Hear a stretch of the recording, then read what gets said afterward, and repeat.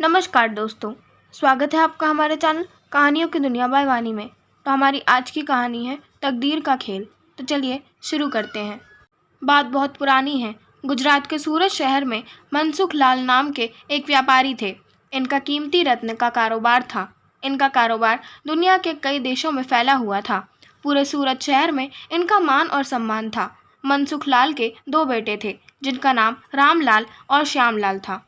रामलाल को दौलत और रुतबे का बहुत घमंड था, जबकि श्यामलाल एक शरीफ और सुलझा हुआ इंसान था। घमंड के साथ साथ रामलाल में ईर्ष्या और बेईमानी जैसे अवगुण भी थे।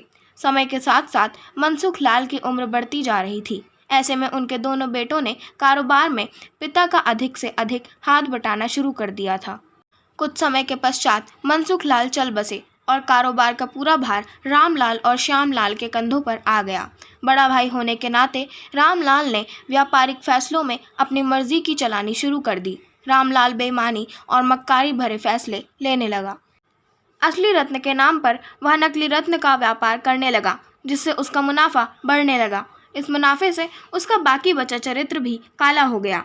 दौलत के घमंड में वह परिवार में उन्मादी जैसा व्यवहार करने लगा। दूसरी तरफ शरीफ और सुलझे हुए श्यामलाल को शुरू में रामलाल की बेईमानी का इल्म तो नहीं हुआ, परंतु जब उसने उसके व्यवहार में परिवर्तन देखा तो पूरे माजरे को समझने में उसे ज्यादा देर नहीं लगी।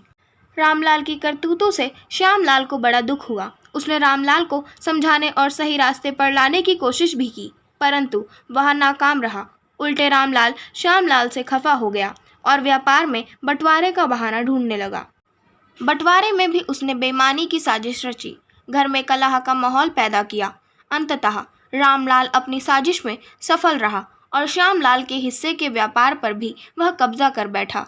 रामलाल के व्यवहार से दुखी होकर श्यामलाल ने शहर में दूसरी जगह अपना ठिकाना बनाया और रत्न के अपने व्यापार को नए सिरे से शुरू किया।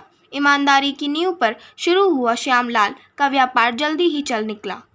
एक तरफ जहां श्यामलाल की ख्याति देश और विदेश में बढ़ने लगी, वहीं दूसरी तरफ रामलाल की करतूतों की पोल खुलने लगी थी।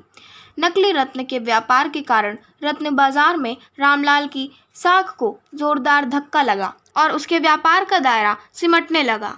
अंततः नौबत यहाँ तक आ गई कि बाहर क्या, अपने शहर का भी कोई व्यापारी रामलाल का नाम लेने से भी तौबा करने लगा। अब तो नौबत यहाँ तक आ गई कि रामलाल को धन के अभाव में अपना घर, दुकान, सामान तक बेचना पड़ रहा था।